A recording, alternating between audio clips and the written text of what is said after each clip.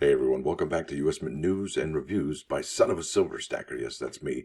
When I rebranded the channel, I had 30 days. I had to wait before I could change the name. So I was stuck with US Mint News and Reviews, and I was unable to add by Son of a Silver Stacker. So it's a little bit of a few of you got confused as to what was going on.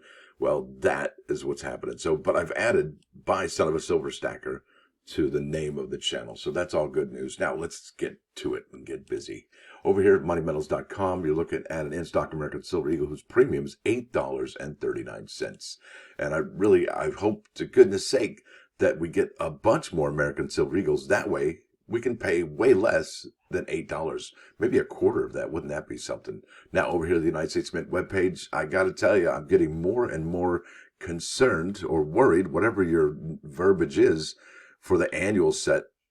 That's the uncirculated set from 2023. I'm a little bit worried, folks, that we may or may not see this altogether. And it just makes me want to go to eBay and look at the people with enough foresight who are actually putting together these uncirculated sets right now. So kudos to those people who have enough foresight to say, you know what, maybe, just maybe, the United States Mint will not be producing an uncirculated coin set for 2023. I don't know what's up. Maybe they will, maybe they won't. But this is odd because we're almost in October of this year and we still have no date yet, okay, for the uncirculated coin set of 2023. That's a little worrisome in my book, but that's all right. Hopefully we'll have some kind of good news sooner than later. Now, this is a coinnews.net article by coinnews.net, says right here. It is dated September 14, 2023.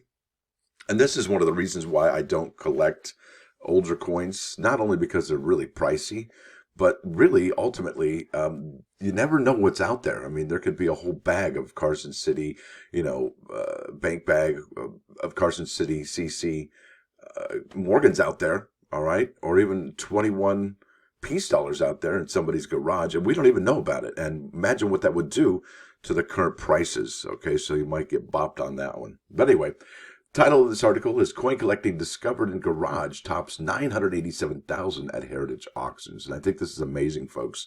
No doubt about it. And do any of you do this where you just buy a whole box of stuff and you leave it in a box and forget about it? And maybe 80 years later, your children or grandchildren come across and go, hey, look what we found. Yeah, you never know. I mean, is that generational wealth? I don't know if it's generational wealth, but what I can say is that your progeny, your children, your grandchildren will thank you for having such foresight. See, there you go, foresight. That's probably the word of the day here.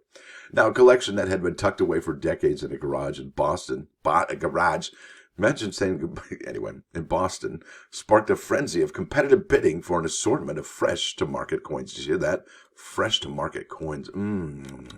Fresh. Lifting heritages.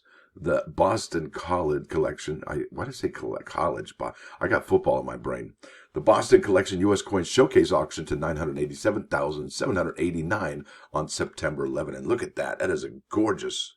That's a 1909 Half Eagle Mid-State 66. The coin realized $26,000. That's incredible. Good amount of money. That's a beautiful coin. Now, the collection includes boxes that were postmarked as early as 1942, including correspondence from the United States Mint that remain unopened until this auction. What? Yeah, think about that. Do you have unopened boxes? Well, this story's for you. I'm telling you, I got chicken skin just thinking about it. The collection was put together in 1940s, 50s, and 60s by the grandfathers of the consigners. Man, I can't even speak this morning. I do apologize. Who discovered it in a garage. Maybe I'm just so geeked up. Says Sam Fu, Senior Consignment Director at Heritage Auctions. Much of the material in this collection has never been offered at auction before, and the aggressive bidding underscored the significance of this collection. Do you hear that, folks? Much of the material in this collection has never been offered at auction before, and you got to see what we're looking at here. There's sealed boxes. Yeah. What? Yeah, sealed boxes. Among the highlights in the auction were boxes of proof sets. Look at this. A box of 25 unopened, mint sealed proof sets led all lots when it soared to $60,000. 1951 proofs, folks. There you go.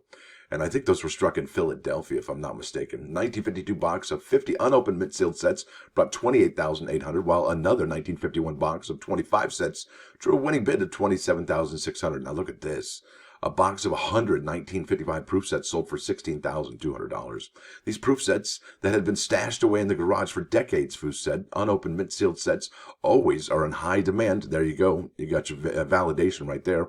Because the coins in the sets are often so well protected, and the opportunity they represented was shown in the aggressive bidding that drove the results far beyond pre-auction expectations. That is incredible, folks. Now check this out. This is where it gets even more exciting. A 1909 Half Eagle Mint-State 66 NGC graded brought the top result for an individual coin when it closed at $26,400. Other top lots included, but were not limited to, a 1945 Wells Fargo original BU roll of $50 for $12,000. Yeah, think about that. That's incredible. Look at this. Do you collect boxes? What about rolls from the bank, right? That's incredible. That is incredible. I can't even read that. Somewhere in California there.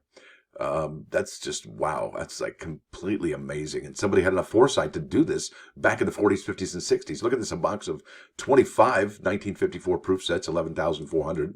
A box of 25 1955 proof sets at $10,200. And folks, it's really interesting actually that we have a 1954 and a 1955 Philadelphia proof sets, because we are about these numbers right now, 399 to 360,000 sets made, just like these 2 years here currently, for last year and this year for the proof sets. I think that's amazing that these 2 years had corresponded to what we're seeing now. I think that's just phenomenal. Now, images and information about all lots in the auction can be found at Heritage Auction. That's ha.com, 63242. Well, let's just get a little peruse of what's going on there. Look at that, the Boston collection. It's got a great name, doesn't it? So think about that. You have all this foresight to bring all these products and keep them, bring all these to you, keep them in the garage, sealed. They're going to name the collection after you, or at least the area, region, geographic region that you're from. That's incredible. So kudos to that person who did that. So you can view lots sold, browse all items. I'm going to leave a link in the description for this particular item. This is just too cool for school. Now, let's head over to the plus ones. Wait. Oh, I got one more thing to say. This is an article at Numismatic News. It's dated September 14, 2023 by Richard Giedroyc. Cash is here to stay. Now it says, what was that? Recent studies indicate that coins and banknotes are not only being recognized as an asset class, they're also being viewed as a store of value. I don't know. Maybe not. And there's all that cash in the cash register. Look at that's a parking lot penny there. I can't wait to pick those up. I really do. Look at these. They're older. That's copper. Anyway, the inevitable cashless society in which coins and banknotes are a relic of the past continues to be in the news. In reality, collectors have been given confidence that the cashless society is not at hand and most likely never will be a replacement for cash any more than checks, credit cards, or debit cards. Yeah, I don't know, but yeah, you can have that opinion. Recent studies indicate that coins and banknotes are not only being recognized as an asset class, they're also being viewed as a store of value. That is in addition to the obvious fact that coins and banknotes spend nicely. Yeah, I guess so. Coins and banknotes, I think that, I think that cash may not be a store of value, but that's my opinion. I think coins will probably be a better store of value because the other one's paper, right? Remember the Weimar Republic. And then the coins, I think at least they have copper and nickel in them, clad. And those have been deemed a strategic metal. And I don't think the paper has been deemed strategic, unlike the coins. Right now, coins and banknotes, as well as the hobby of collecting them, is not going away. Physical cash is essential for about 20% of people who do not have access to banking services for transaction purposes and reserve. But that can all change, especially if we switch over to a CBDC. They'll be like, yeah, you guys can qualify now. Good job. Way to go. Work it out. Even in the European Union, where only 25% of transactions are made in cash, an additional 50% are used as a store of value. Sweden, a staunch believer in going cashless, recently passed legislation forcing shopkeepers to accept physical cash. You know, here in the United States, you can actually go to places where they will not accept cash money. Did I say cash? For example, Tampa Bay Rays, it's completely cashless. And there's other places as well where if you try and shell out some paper money or some coins, forget it. You're not getting anything. No transaction for you. Go back and go get your bank card. Digital. I'm telling you, we're almost there. And to not even acknowledge that in this article is kind of like a wah wah. You know what I mean? Anyway, whatever. Let's keep on keeping on. To collectors and investors, coins and banknotes are well recognized as an asset class. In case you still need a resuscitation, consider the U.S. Mint's recently released Mississippi Innovation Dollar, on which the first human lung transplant is celebrated. U.S. Mint products continue to sell well, not only to advanced collectors but to the general public as well. I don't see. I think this year, Mint products aren't selling as well as they did last year and the year before that. So, yeah, he's making all these assertions and all these arguments, but really, he's got to be backing it up with some really solid numbers. I just don't believe it.